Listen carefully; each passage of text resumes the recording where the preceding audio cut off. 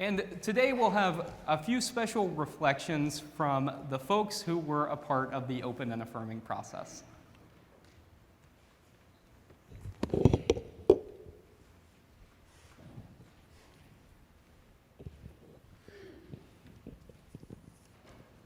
It's good to see so many of you here. This is such an awesome day for me to come back 20 years after that decision was made. And it was a glorious decision, and it was a glorious day. I don't recognize some of you because you weren't here then. I do recognize your minister, although we've never met, because I watch his sermon every week.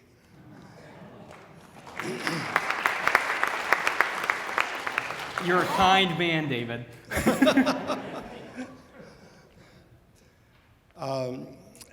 I do recall that day with my heart so warm, and it reminds me of today with all the changes that have been made and the things that have happened that reflect the awesomeness of that original decision to become open and affirming. It was a tentative voice of ours, and now it has become real. And it becomes real, I'm sure, every day. Thank you very much.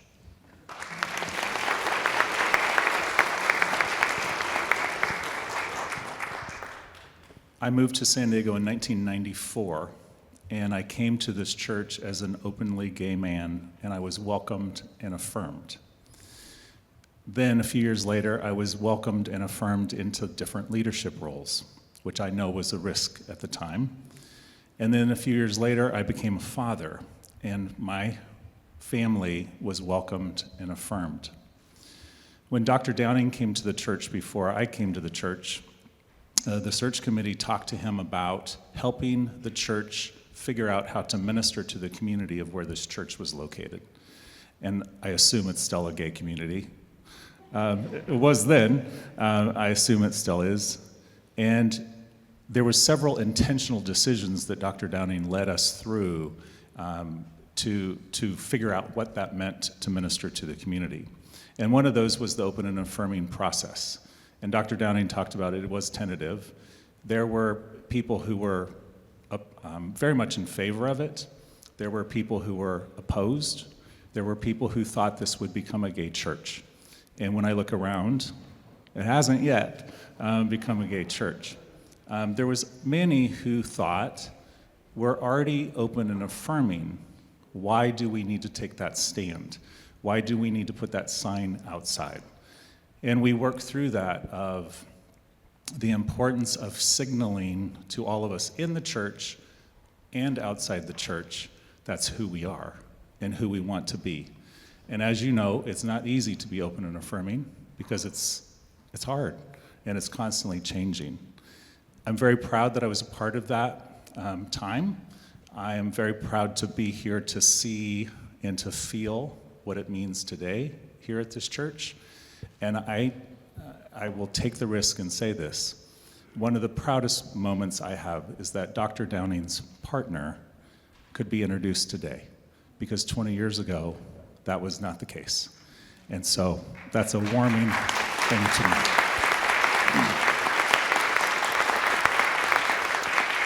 So thank you for your work and your continued work to be welcoming and affirming to all.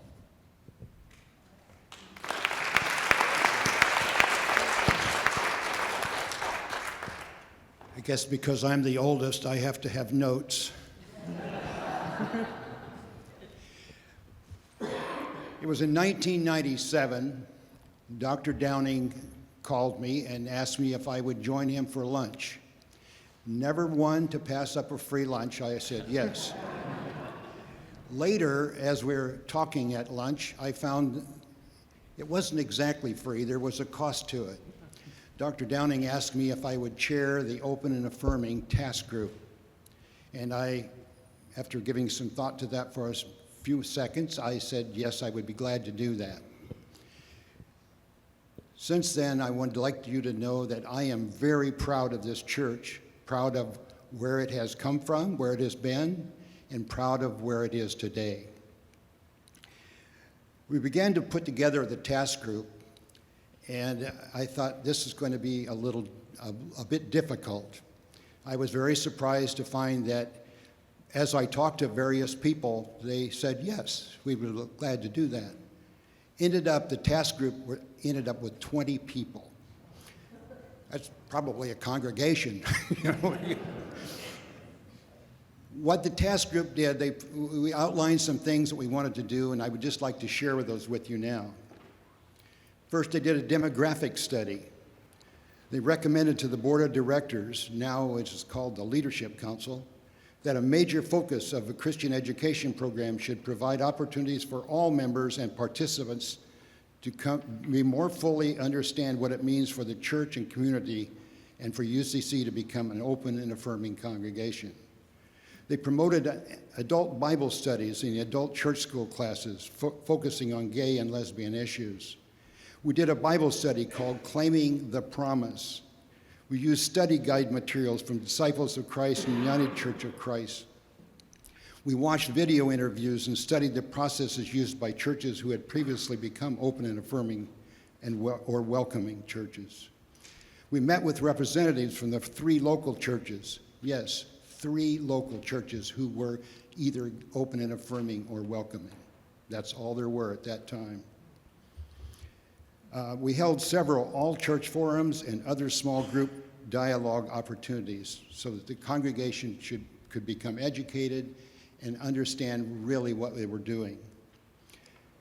On December 1, 1999, the task group recommended the Planning Administrative Committee, which was PAC, and is now called the Vision Team, that UCC, this church, register with the Open Affirming Ministries of Gay, Lesbian, and Affirming Disciples. That's called GLAD. It was suggested that all interested persons be invited to attend the board meetings and to have the opportunity to hear the proposal and have questions answered. In 1999, the recommendation was adopted by the UCC Board of Directors. We are an open and affirming congregation.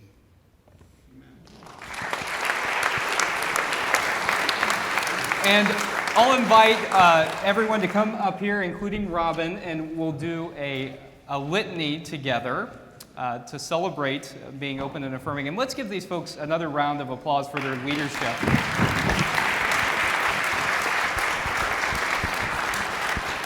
And friends, you will have a part in this litany. It will come up on the screen when it's time, but mostly what you'll be saying is, we give thanks for 20 years. So let's practice that together. We give thanks for 20 years. I knew you could do it. What's the good word we have for the world? What do we say through the worship and witness of our church? We say we believe in God, known in Jesus Christ.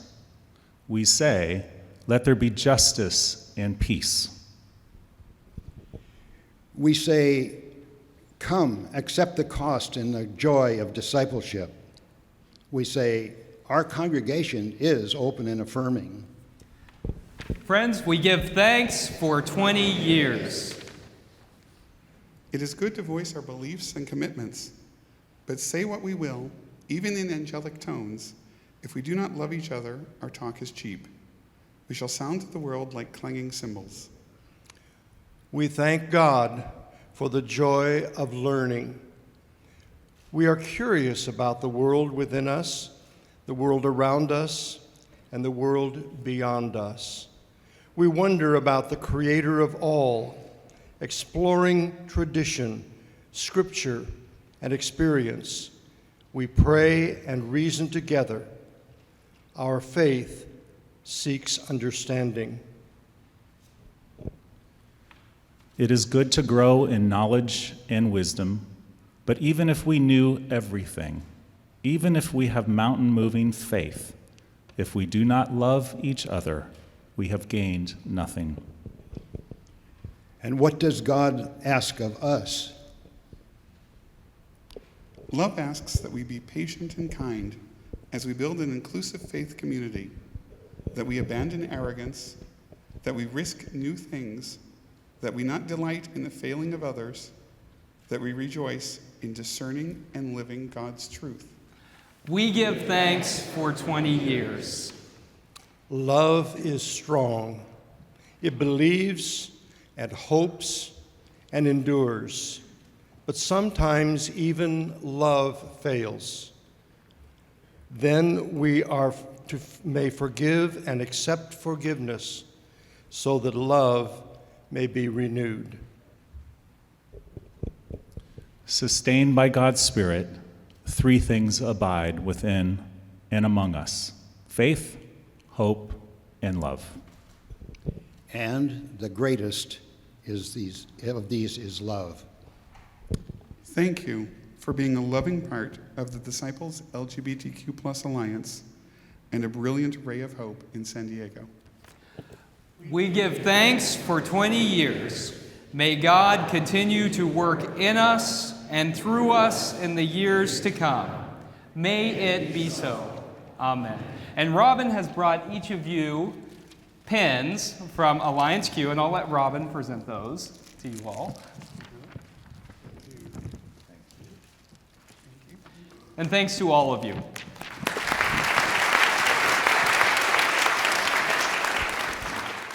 reading from John, chapter 4, 5 through 9, 25 through 30. Hear what God's saying to you. So he came to a Samaritan city called Sychar, near the plot of ground that Jacob had given to his son Joseph. Jacob's well was there, and Jesus, tired out by his journey, was sitting by the well. It was about noon. A Samaritan woman came to draw water, and Jesus said to her, "Give me a drink." His disciples had gone to the city to buy food. The Samaritan woman said to him, "How is it that you, a Jew, ask a drink of me, a woman of Samaria? Jews do not share things in common with Samaritans." The woman said to him, "I know that Messiah is coming, who is called Christ. When he comes, he will proclaim all things to us." Jesus said to her, "I am he, the one who is speaking to you." Just then his disciples came. They were astonished that he was speaking with a woman, but no one said, "What do you want?" or "Why are you speaking with her?" Then the woman left her water jar and went back to the city. She said to the people, "Come and see a man who told me everything I have ever done. He cannot be the Messiah, can he?" They left the city and were on their way to him. Here ends the reading of words that give us insight on God. May God grant us wisdom and courage for interpretation.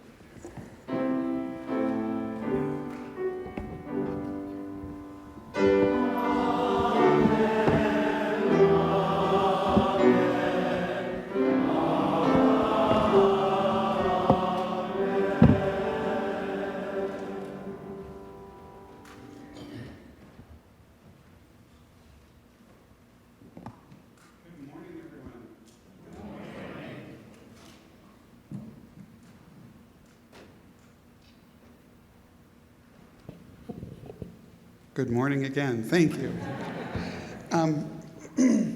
So I'm Robin Knauerhase. I'm blessed to serve as the moderator of the Disciples LGBTQ+ Alliance. And I told Caleb, not quite ready to move to San Diego, but I am falling in love with this church. So it's really, truly a pleasure to be here today. Additionally, I woke up yesterday with almost no voice. So hopefully things will go well, but if I do a little, forgive me. So from the reading, this is from a fellow called, he uses the term naked pastor. I think he's not actually naked, but he does a number of different illustrations. And, basically, sorry, you're just not welcome here, to the little rainbow sheep. And then, hey, where did Jesus go? And it ties in with our scripture because I forget the phrasing of the version we used here, but I think it's New International Version says, "For Jews do not associate with Samaritans." And I had a New Testament professor once who said, that little parenthetical phrase might be the biggest understatement in the whole Bible. In that time, and we'll let Pastor Caleb do some other teaching if we want, but in that time, you would run miles to not run into a Samaritan. They really, really hated each other. And so, for the Jews to not associate with Samaritans, it was a big deal for Jesus to talk to her, to be with her, and to drink water with her. And basically back then, Samaritans were icky.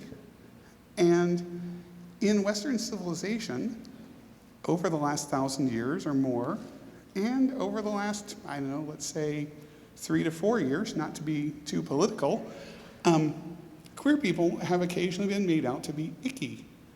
And it's such a thrill to be here today with you, celebrating 20 years, as Jesus did, of de-ickifying queer people. So, greetings again. I am a member of the First Christian Church of Portland, Oregon. And in addition to greetings from the Alliance and the Council of the Alliance and our new staff person, Executive Director and Minister Melissa Guthrie-Loy, who all send their greetings, I was very specifically collared at church by Wayne Bryant, who said, I was a pastor at University Christian Church, and you darn well better tell them that I love them. So, Wayne Bryant very specifically sends his greetings, and his wife Dorothy also, I guess, was either on staff or a dedicated volunteer for some time here as well. So I love the tightly knit nature of our Christian family. And incidentally, we recently called a new pastor. Her name is Cynthia Dobson Mcbride, and her husband, not to be outdone, said, my grandmother a long time ago was a member of University Christian Church. So there's just greetings from all over coming this direction. So some of this will be kind of simple. You guys are obviously, love the communion bread, by the way, very clued in about queer issues. But just to level set us, the Disciples LGBTQ+ Alliance, you may hear people say the Alliance Q, or just the Alliance for short. And as one of our speakers mentioned, previously it was known as the GLAD Alliance. We, I guess it's been 4 years or so ago, renamed. GLAD Alliance was Gay, Lesbian, and Affirming Disciples. And we're all about inclusivity. And so therefore we thought, okay, let's come up with a name that reflects this inclusivity and isn't something where we need the whole alphabet. And so the plus, so there's LGB, obviously, orientation, who you love. There's the T in this case, and we use it kind of as an umbrella term, gender identity, but it could be anybody from transgender people, cross-dresser, drag queen. There's a whole umbrella under transgender. And then queer people, which encompasses people who don't necessarily like to be under one of those other 4 letters. And then the plus sign. And the plus sign is not an afterthought. The plus sign is deliberate. Specifically, well, first of all, anybody who doesn't identify in the first 5 letters, but also specifically allies, cisgender, heterosexual, plain old regular folk who may be a little bit less magical than queer, but they're still right along with us on the journey and very much care about the issues and the civil rights and the theological rights and so on to journey with us. So I wondered, should I do a mission statement-y kind of thing? And I decided yes, because there's a few things I want to focus on. And just to introduce the Alliance, and I'll get into more about what we do, what we have done, and what we plan to do. But the Alliance is members and friends of the Christian Church called to join in God's work. And that's highlighted because we really do believe this is God's work. The all means all, and the what would Jesus do, or as I like to say it, who would Jesus kick out? Nobody, right? We really do believe this is God's work. And aside from the secular civil rights issues of queer people, we really focus on the theology of you know what, the church has done a lot of harm over the last millennium or couple, and we need to fix that. We need to educate, we need to exhort, we need to, rely on not 400-year-old exegesis of passages translated by people who had a different worldview. So we really do believe that we're doing God's work here, transforming the Christian church into a just and inclusive church. That's also conscious. The justice part of it is, we really do believe that God's justice applies to all people. And again, I feel like I'm preaching to the choir here, even though the choir is behind me. You probably know this, but there really is a justice aspect to this work. And inclusive because there still are places where, even in America today, and even in the Disciples of Christ movement, denomination, where it's like, oh, well, you're welcome to be a member if you're a gay man, for example, but we really don't want you to be in leadership. We don't want you to serve communion. We don't want you to whatever. So inclusive is not just we're not going to kick you out. Inclusive is being part of the family. So a just and inclusive church that welcomes people of all gender expressions and sexual identities. We do care about intersectionality and some other things which I'll mention coming up, but specifically our work in the Alliance is focused on that queer part. And I use queer as an umbrella term. I hope I'm not offending, there's always language questions, but I use queer as an inclusive, positive term, reclaimed, and welcoming people into the full life and leadership of the church. And again, this is not just there's that gay church over there, and we sometimes will talk to them. This is the broader church, full life, full leadership, whether that's pastors, whether that's deacons or elders, board members, the whole schmear. Full equality, full life and leadership. And there are little taglines, setting a place at the table, because we're disciples, of course, setting a place at the table for people of all gender expression and identity. So who is the Alliance? The short answer is you are, as we're celebrating today with 20 years here. But more specifically, we are approximately 600 members, and we do this based on a loose definition. There's not a pact or pledge or whatever. We have many more people who are on our mailing list and so on, but we use the term 600 for active, donating, basically members, air quotes. We have a little over 190. We are verging on 200 open and affirming ministries of churches within the denomination. And to hear Bill and these guys talking about, or the woman up here, there were 3. Well, okay, we still have a long way to go, but coming up on 200 is pretty good work so far. 3 seminaries that are affiliated with the Christian church are officially affiliated as open and affirming ministries with the Alliance. 5 other ministries, this is things like Chalice Press and Disciples Seminary Foundation and so on.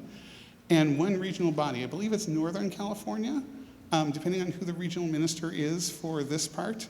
We're always happy to have more regions be part of the Alliance. And we have seen, if anything, these numbers are increasing a little bit because in the secular politicization of these issues, people are beginning to say, no, this is important. We're going to come out of the closet as welcoming and loving everybody, not just, oh, you can come here and we'll love you. They're putting up rainbow banners or doors, which you guys have, which is just amazing. So there's still a lot of work to be done, but that's kind of the current state of the Alliance. So a little bit about what we have done, just brief history. The Alliance celebrated 40 years of ministry and action in the Christian church this summer. Some of you, I think, I met a couple people who were in Des Moines. We had a wonderful banquet. We had a little bit of retrospective and that kind of thing, but it's joyous, 40 years, a lot of time. And in that time, the phrase I use is holding the conscience of the denomination. We have wonderful denominational leaders. We have wonderful people in regional ministry, executive ministers kind of thing, but holding the conscience as in, if something comes up, what about the queer people? Is this fair? Is this just? Is this something that's discriminatory? Is this something that's excluding? And so we don't have power or authority to make people do things, but holding the conscience as in we're vigilant in representing these issues within the denomination. Two sort of landmark things that I'll talk briefly about, I have a slide each, are general resolutions. And we have our denominational parliamentarian here who is impartial, well, is officially impartial, but was actually, is wonderful to see, because the resolutions are not always things that everybody agrees with. And so we have two resolutions I'll talk about. They're called Sense of the Assembly. So as disciples, Terry Hord Owens is wonderful. She's personally very supportive of the Alliance and so on, but she's not a pope. She's not a bishop. She can't command churches to do anything. We're individual churches that ally and join together in shared ministry and shared interest.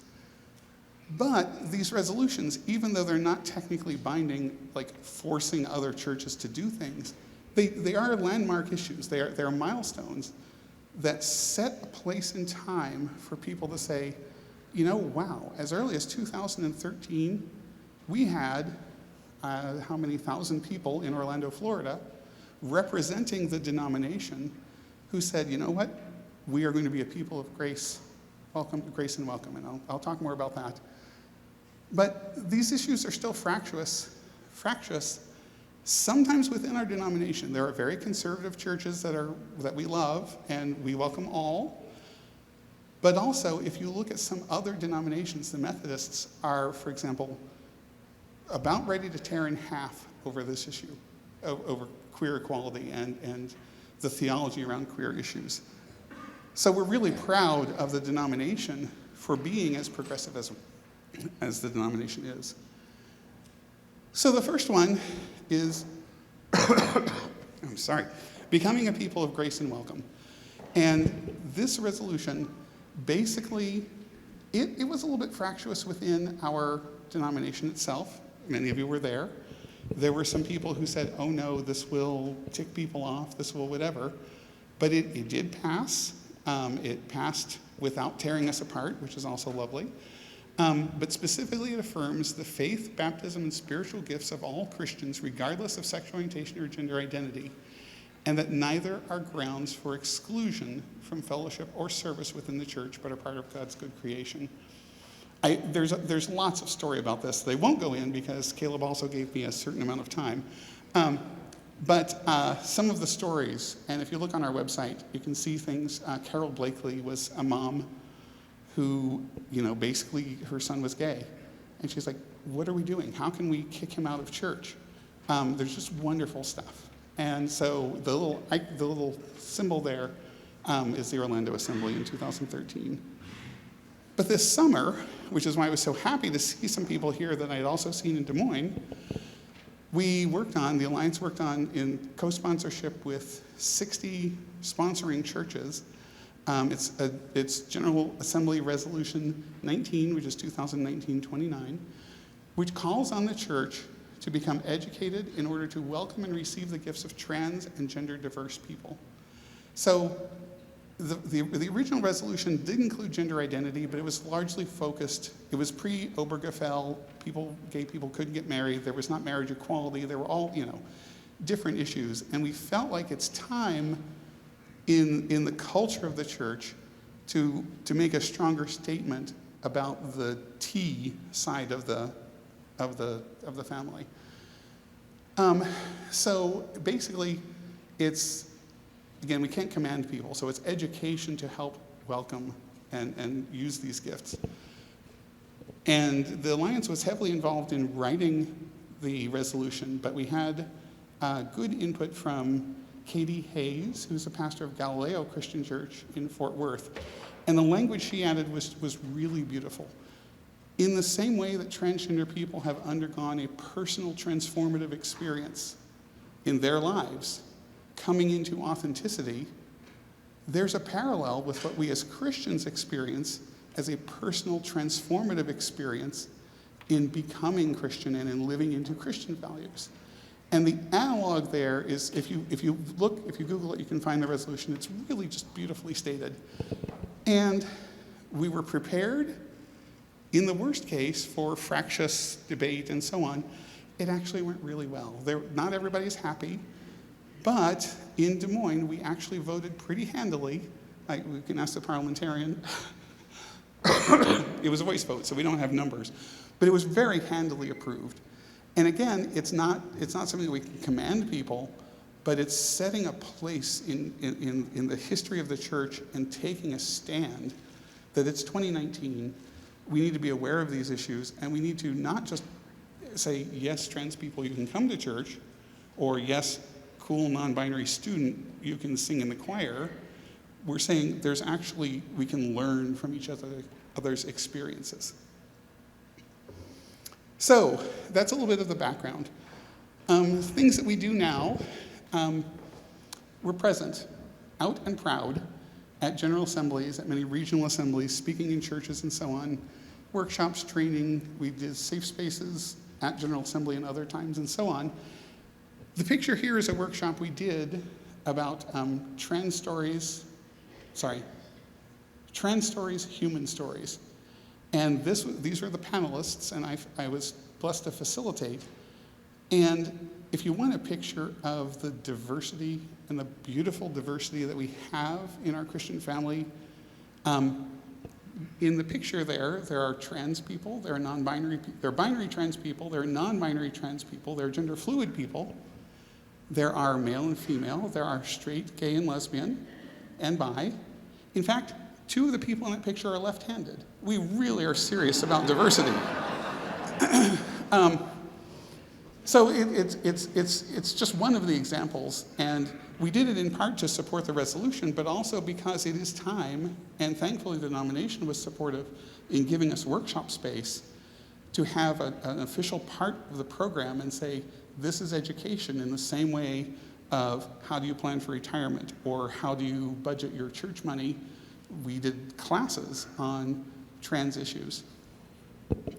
We also do, and you guys don't need this because you were ahead of the game 20 years ago, but we work ecumenically on building inclusive church. It's a toolkit and a class that you can attend that deals with graceful engagement. And so if a church is at the stage of, we'd like to have this discussion, kind of like Dr. Downing and Phil had 20 years ago, or sometimes it's an emergency case. 2 women will come and say, Pastor, we want you to marry us. And they're like, oh my God, what do we do? This toolkit provides the tools and the resources to help churches move along the process to be open and affirming, ideally without splitting in half and having people get mad and leave. It's all about the graceful engagement and how do you relate the stories and move a church along to be open and affirming in a good way. I'm going to go a little bit fast. I'm going to speed up just a little bit. But we partner with a number of other peace and justice ministries, the Justice Action Network, the Peace Fellowship. RM is a reconciliation ministry. National Convocation is historically focused on African American people within the church. Obra Hispana, similar for Hispanic and Latin populations. NAPAD is Native American, Pacific Island and Asian disciples. We also do regional open and affirming teams. There are a number of subgroups that are saying, we want to do more. How do we get together? How do we organize to help our sister churches or our sibling churches become open and affirming? We do pastoral care and support.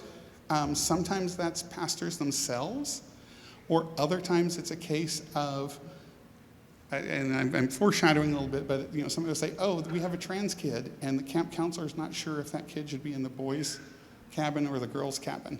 What do we do? So we work with youth pastors or camp counselors and so on to do that kind of support to help navigate those issues. We've done quite a bit of public advocacy.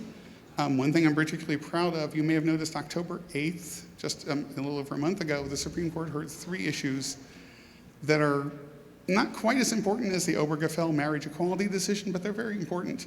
So we actually worked with a number of secular partners, and we were a named author of an amicus curiae brief to the Supreme Court saying, people are using faith to discriminate, and we are people of faith, and we think you shouldn't discriminate. A little bit more complex than that, but still.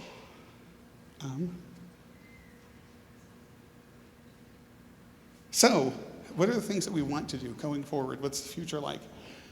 The resolution I mentioned, GA 1929,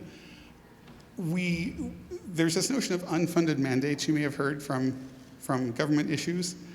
So the denomination was very happy to be part of this, but they said we can't really commit people until we have budget and headcount and people to do this. So while there's great support from Indianapolis, it sort of fell to us to take the lead on some of the education issues that we want to do to help us live into this general resolution. So we've worked with Disciple Seminary Foundation. We're doing some webinars and some curriculum and so on, and train the trainer sessions, that sort of thing. As far as connecting people, this church is atypical. I can tell there's a lot of queer people here, but in some churches there's like, a cute lesbian couple and one non-binary person. That's great, and they have fellowship with their church family, but sometimes you want to fellowship with other Christians in a particular subgroup. So we're looking at, in regions, in cities, and so on, how can we build fellowship networks across churches to build this sort of community and have this sort of Christian fellowship within the queer community. We're doing, I'm going to go really fast now. We're doing some in-church resources and so on. We're doing networking and so forth. I'll let you guys just basically read this. I mentioned the church camp thing. That's something that came up quite a bit in Des Moines. It's beginning to happen. And even kids who aren't necessarily in church, their grandmas will say, oh, I want my kid to go to church camp, but my kid is transgender female, even though she may have been assigned male at birth. What do we do? That sort of thing. And the other thing that came up is hospital chaplains. It's great that we have a presence and a good, strong contingent of chaplains from our denomination, although they generally don't wear a disciple's hat. But it really sucks if you wake up the morning after gender-affirming surgery and the chaplain comes in and misgenders you. Don't do that. So we're working on education in those ways.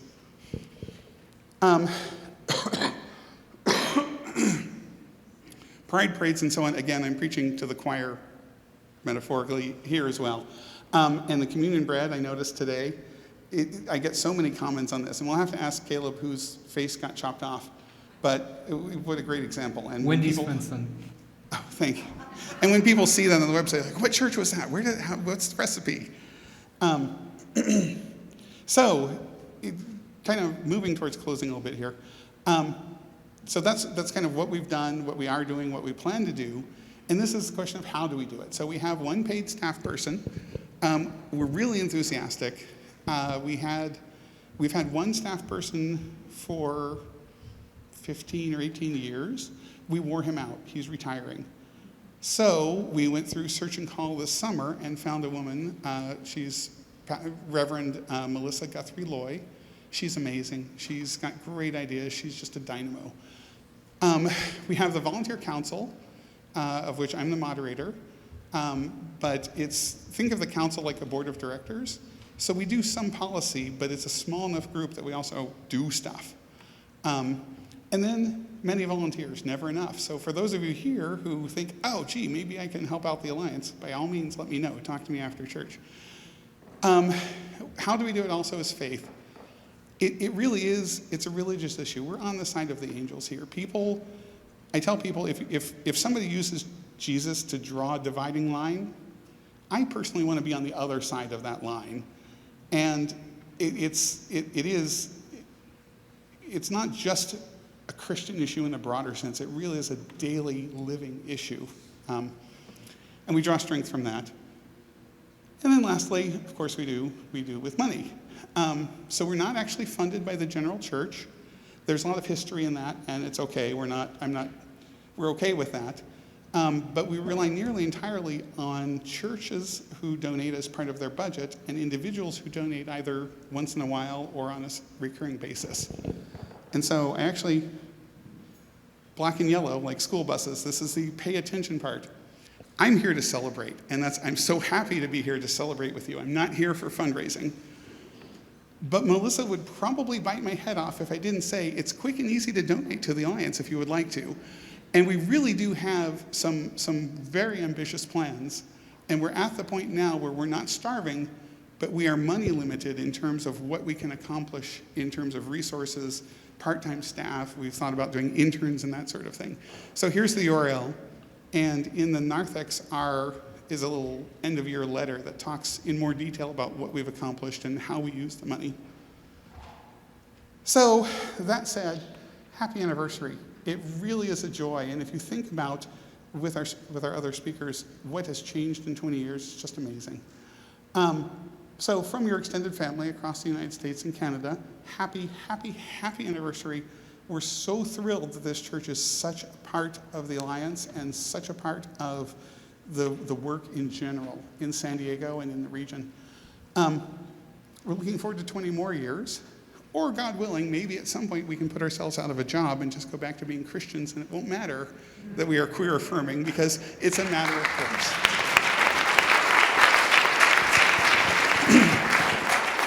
So thank you again. This is Melissa and her email address and my email address here as well. And I'll be around after church if anybody has further questions. Thank you so much for the opportunity to talk to you today.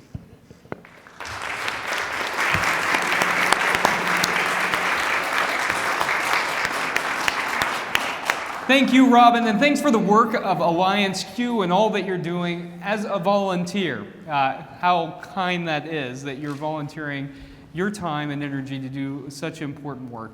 Thanks to Robin. Thanks to all of our guests who are here today. So grateful for all of you, and grateful for all of you to this congregation.